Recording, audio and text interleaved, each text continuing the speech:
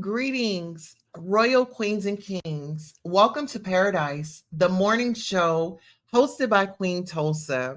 First and foremost, if you're not subscribed to the show, I need you to press that subscribe button down below. If you're already subscribed to the show, set your notifications. Make sure when you click that notification bell, you set it to all so that you don't miss any of the hot topics and fire content. And go on and bang that notification bell or that like bell while you're at it. Queens and Kings, on the agenda today, we have a great show for you today. We have a great lineup. This is the Queen Tulsa Hot Topics and Trending Topics segment of the morning. Guys, we have a lot to get into. So let's get into it.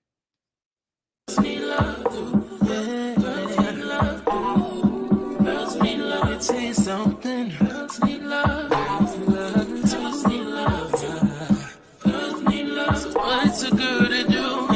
She needs love. Girls need love. Girls can't never say they want it. Girls can't never say how. Girls can't never say they need it. Girls can't never say no. Girls can't never say they want it. Girls can't never say how. Girls can't never say they need it. Girls can't never say no. Oh no. Give it to me like you need it, baby. Want you to hear me screaming, have it breathing. I don't need a reason, baby. I want it till you get right. I can get it to you right, baby. I wanna be healing. I can be real good. We don't get these feelings. Hey, I need some love. All right, let's go ahead and check out and see if we have any of our royal members up in the building this morning. All right, guys, you can get your royalties over at the website, Queen Tulsa Royalties. So that's merchandise. All of the merchandise that you are interested in is going to be on that site. We also have a Patreon that we have been that we post exclusive behind the scenes content over there on Patreon. And also it is the holidays. So to send Queen royalties, you can do that at 1423 Terrace Drive, P.O. Box 14352. And that's in Tulsa, Oklahoma, 74104. And if you definitely want to be generous, you can do that on Cash App. If you have PayPal or Zelle, the information is in the description of this video. We do have a royal member here. 111, Great Grand Rising.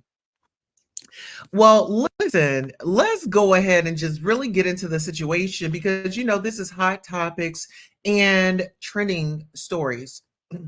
Now, one of the trending stories that I did run into was R&B singer Teyana Taylor. And guys, Teyana Taylor is like one of my faves. Like I met her in person. A very sweet woman. However, Teyana Taylor is allegedly dating a woman, R&B singer Victoria Monet. Child, Teyana Taylor has a new love in her life. Media Takeout is hearing that Teyana, who is openly LGBT plus, is dating R&B singer Victoria Monet. Now, let's take a second right quick. Let's go ahead and adjust our screen, honey. We want to get comfortable with this tea, right? So let's get into it. The couple were spotted out over the weekend with friend Janelle Monáe at a gentleman's club. The ladies all seem to be enjoying themselves. Victoria is an American singer-songwriter. She became involved in performing arts at a young age and later pursued a musical career in 2010. She soon took to songwriting and began working with record producer Rodney Jenkins, whose productions she would frequently co-write, and his affiliate D. Millie. As a recording artist, McCants released a series of extended playoff EPs independently throughout the mid-late 2010s before releasing her fifth EP, Jaguar, in 2020, and to critical acclaim. Her debut studio album, Jaguar 2 2023, became her commercial breakthrough as it included the hit single On My Mama. The song peaked within the top 50 of the Billboard Hot 100s and earned a Grammy Award nomination for Record of the Year. McCants earned a total of 7 nominations at the 66th Annual Grammy Awards, including Best New Artist. Victoria is also openly LGBTQ plus. Now let's get into this. Because even though I would write songs about a woman before, I'd be like, he, because it was like, right, what I was expected to be attracted to. So, all right, so there in that clip, you hear Victoria Monet announces, let's get right back into that. Let's play that one more again.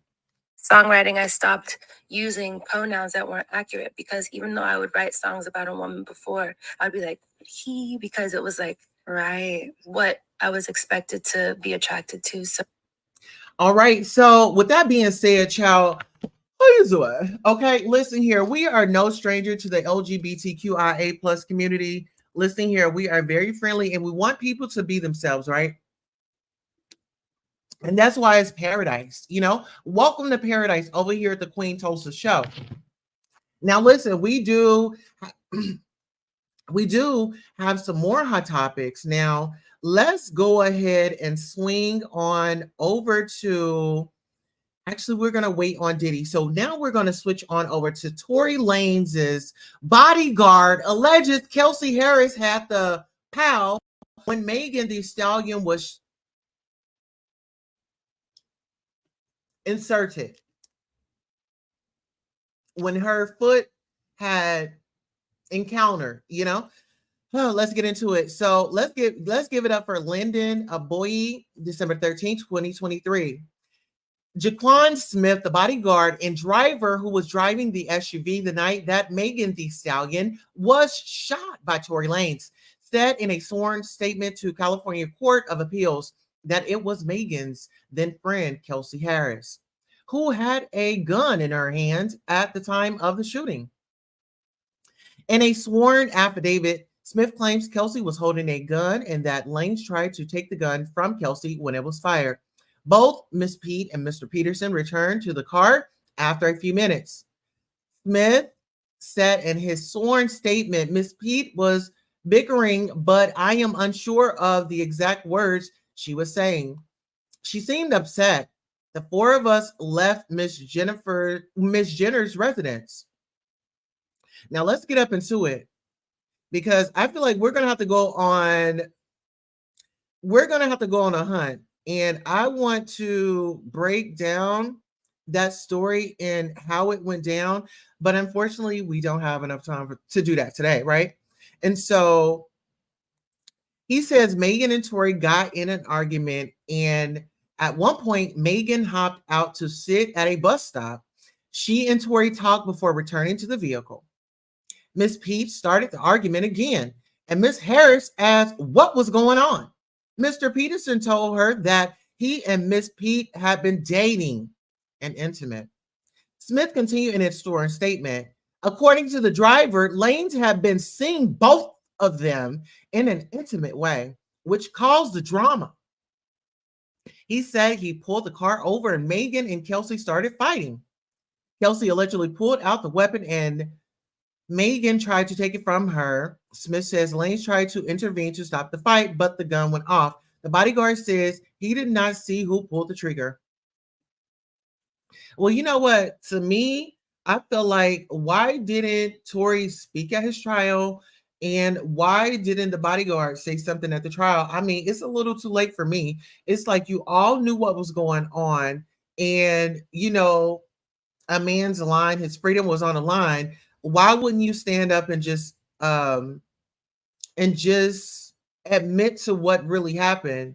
Everybody wanted to know. So now it's just like, it's all lies. It's all lies because why did you not stand up, stand on it? Tory Lanez were going live on Instagram, viral videos, of him taunting and saying things. Why didn't we see a viral video of you? But let's get up into it. Now, Gangsta Boo's brother claps back at Country Black's claims he is responsible for her unalivement. Tiffany Brockworth wrote this story. Erica E. Gutta Mitchell, Gangsta Boo's brother, has responded to Country Black's that he was responsible for his sister's death. It's crazy because that's somebody I thought I knew, but I don't know him no more. It's a conspiracy. Man, dudes like that are beneath me, E. Gutta told the Murder Master music show. He continued, We don't even discuss guys like that because they don't hold no merit where I'm from. Dudes like that don't even exist in the mafia name. They've been X out. We don't even talk about guys like that. They don't even matter. Dudes like that, we don't even discuss. In August, Country Black said he received a message from somebody currently behind bars with Gutta. He sent me this to post and sure against the Boo brother, we on your ass. He was in jail, y'all, talking about how he hate, how he going to do something to her if anybody F with Boo. You know she had a good heart. Things that she couldn't do, she wouldn't going to do it. Things that she could do, you can depend on her being there for you. He captioned the post. Gangsta Boo died back in January and was discovered unresponsive in a Memphis home that afternoon. The cause of death was ruled as an accidental overdose. Fentanyl, cocaine, and ethanol were also listed as being found in her system. Grief is definitely something hard. I mean, when you talk about grief and you talk about, you lose someone, and this was his sister. So I feel like we don't have the right to tell him how to grieve, how long to grieve, what to say, what not to say. That's his story, that's his experience. And prayers for the whole everybody involved. Now, speaking of everybody involved, Offset speaks on why he was Kai Sinat live stream no show. So apparently he was supposed to go on Kai Sinat. He's a popular YouTuber. He's the guy that started the riot up in New York. He offered to give away PlayStations, and it went viral. He was arrested. It was a lot. So Kai Cenat's 7-day jail live stream was a fan favorite, but Offset refused to show up. Speaking on the Morning Hustle, the Migos rapper explained why. A lot of people thought it was because of how he judged the album. I didn't do the jail thing because I really had to think about it. I really come from that, and it's really got bros and homies struggling with that. It's not really a game. It's a serious thing. I understand content. I salute it, but I just couldn't be a part of that content, he explained. Offset also spoke on his time in jail. If y'all remember, I come from jail. I remember sitting down there bad with no money on the books. I know how it feel. I ain't the right, it ain't the right feeling. I got homies that can't never get out. I don't want to make a mockery of them. My world and his world different. I got some real ish that go in on mine. That go in go on that goes on in mine. I ain't want to have to answer the bros. Even when the clip came out, the bros like, hey, what you got going on? Because it's a serious thing. Was he right not to show up? I feel like, if it goes against, your beliefs, and if you feel like that it's a mockery, um, yeah, definitely pull back. I definitely wouldn't go and make a mockery out of it. Now, let's get into this. Get into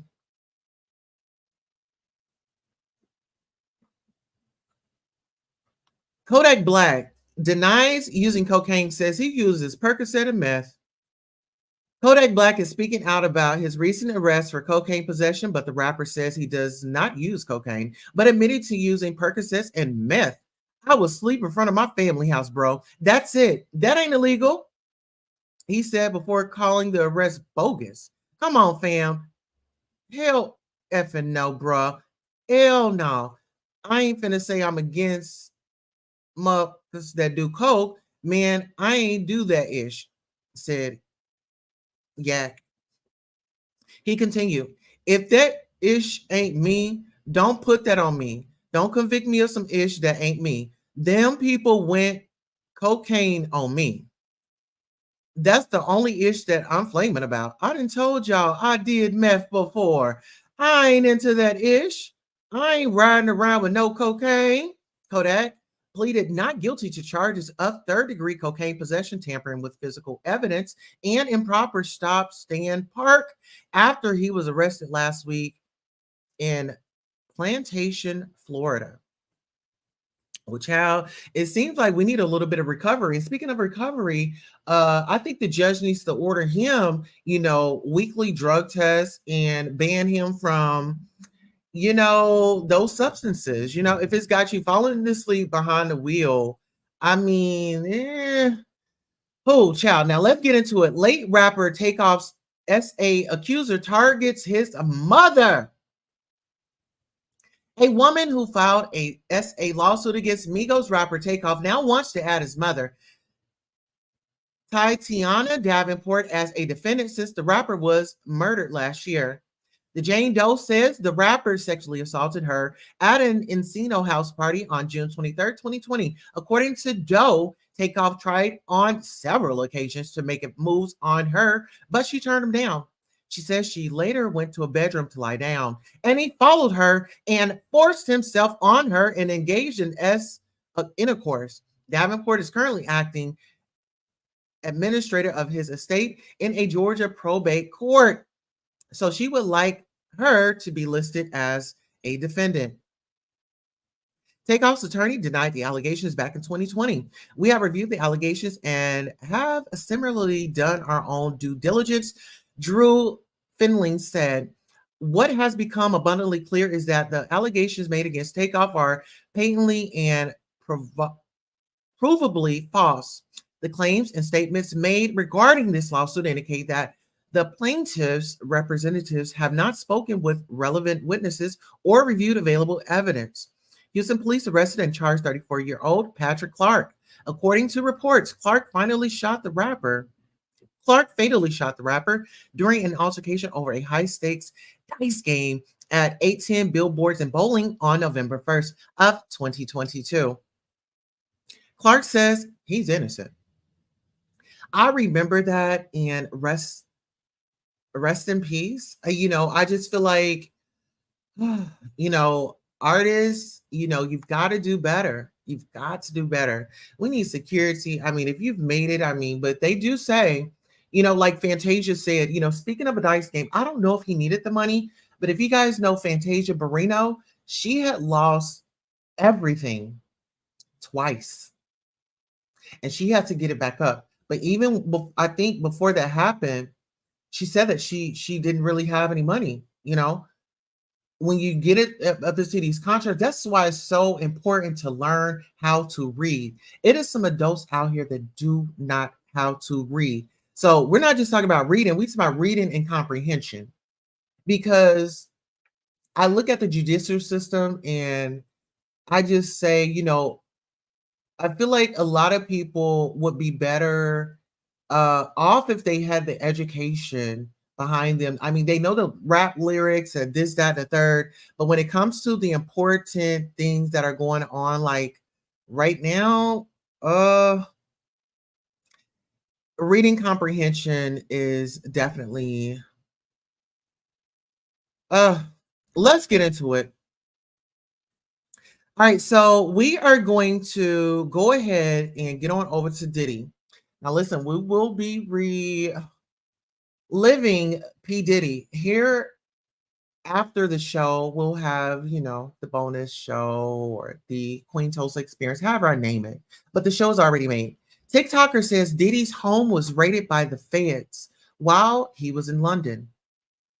A producer named Arthur Fleck, who has over 100,000 followers on TikTok, is claiming that the feds allegedly raided the home of Sean Diddy Combs. Media Takeout investigated these claims and found no evidence of any such raid, but social media is ignoring the facts. And going with the story anyway, Fleck says he received a voicemail from an unidentified individual. He then played the voicemail. "Man, I feel sorry for Diddy. Feds have went to his house, raided his house while he was in London and his mother was there. They confiscated 32 videos and they are going through the footage to validate what Cassie said and others," the person says on the voicemail. "Man, I feel sorry for Diddy. The feds have went to his house, raided his house while he's in London, and his mother's there, and they confiscated 32 videos. They're looking for, they're going through the footage of what validate what Cassie has said and others while he's in London. The feds kicked in his store. I feel bad for Puffy, you know, it's my, but you know, sometimes you got to pay the piper. All right. It seems the individual believes the alleged raid is karma for Diddy. But sometimes you got to pay the piper, he says. Claims for the raid have not been verified. Diddy is currently facing 3 SA lawsuits after settling with Cassie Ventura for a reported 8 figures. Enough is enough. For the last couple of weeks, I have sat literally and watched people try to assassinate my character, destroy my reputation and my legacy, he wrote in a statement, which was obtained by the media takeout news. Sickening allegations have been made against me by individuals looking for a quick payday.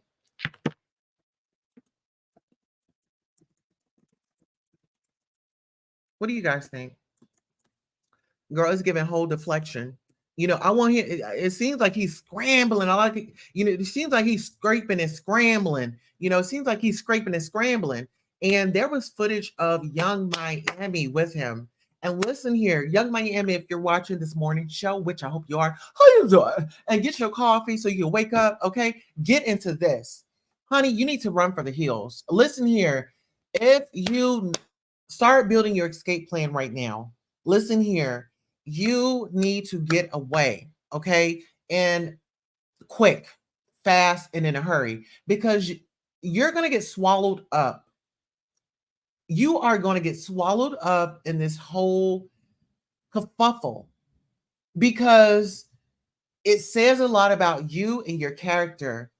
We have to look at the businesses that have pulled back from Diddy, that have, said, no, it's just, work that out and we'll call you. You need to give him, we'll call you, we'll call you. I'll call you. That's how you need to be right now. All your responses. It seems like you are coddling grandpa. You're coddling grandpa. And I know Christmas time is coming around, but it's time to make some sacrifices because you do have children. You do, when they grow up and they watch that footage and it's to where they can understand and interpret what was going on, they're going to have questions. Why didn't you leave? Why didn't you come out and make a statement? Were you held hostage? I mean, this is public information. This man has allegations and the freak offs. And when we talk about golden showers, you were bragging about a golden shower. I don't know if you know what a golden shower is. I know what it is. I've had one and I've given one. And I'm not saying that there's nothing wrong with it, but when you start talking about things like that, it just expands our brains and then it gets our minds to wondering and thinking because we're thinking about a freak off party. And then you out here to my golden showers. And then we're talking about allegedly spiked drinks. Spiked drinks, really? And it's a lot. It's a lot. And so when we talk about the Me Too movement and we talk about women empowerment, I don't really feel that from you right now, Carisha. I really don't. I don't feel that from you right now. And, but I guess being a city girl and scamming and doing all that, because that's in your music. If we want to talk about music and if we're going to be using lyrics, well, let's check her lyrics. Let's check the City Girls lyrics. And let's figure out why the City Girls have been put on the back burner and Saucy Santana has been doing numbers because, that's Carisha's best friend. Who is that? I mean, I'm not saying nothing, but I'm just saying, you know. Please like, share, subscribe, and join the conversation respectfully. Absolutely. So listen, that was your Queen Tulsa Hot Topics trending stories. And I definitely want to continue to welcome you to Paradise, the morning show hosted by none other than your very own Queen Tulsa. And I want to thank you to our studio audience for coming out and supporting the morning show. With that being said, I love you so much. And let's have a great day on purpose. But before we take out back to all seriousness, let's pray for all the survivors. Let's just pray for individuals, just in general, because we don't know what somebody's going through. We don't know when somebody woke up. I like to say grand rising. Some people like to say good morning. I don't like the morning. So we don't know who's mourning this morning. And so let's just send out a special prayer for them. Let's smile. Let's share a smile. Um, hug your loved ones. Pray over your loved ones before you just send them out through the day. And also pray over yourself. Because today we could be up, tomorrow we don't know what's to come. Tomorrow isn't promised. So with that being said, a realistic view of life. Because of Jesus, we don't have to fear anything now or in the future. December 13th, 2023. Ecclesiastes 3:1-11. Our culture desperately tries to postpone death, vitamins, exercise, and eating well. We try them all to live as long as possible. None of these things are bad. Our motive, however, is the key. For instance, knowing our body is God's temple.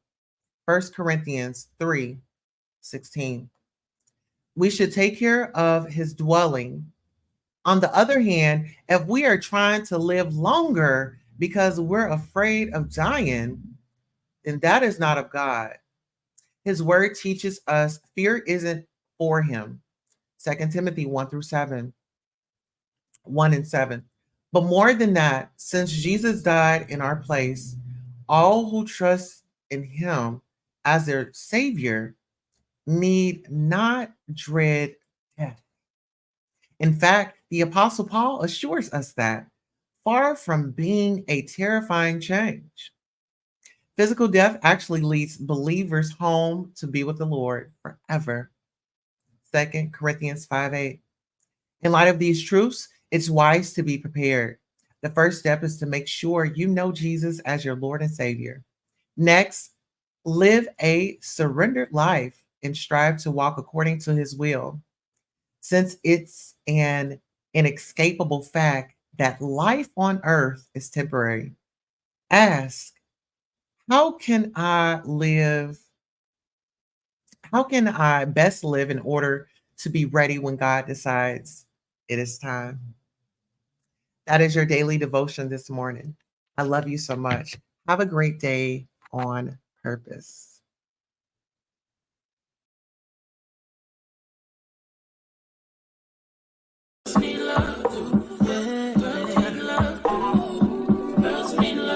Something. Girls need love. Girls need love. Girls need love. Girls need love. So what's a girl to do? She needs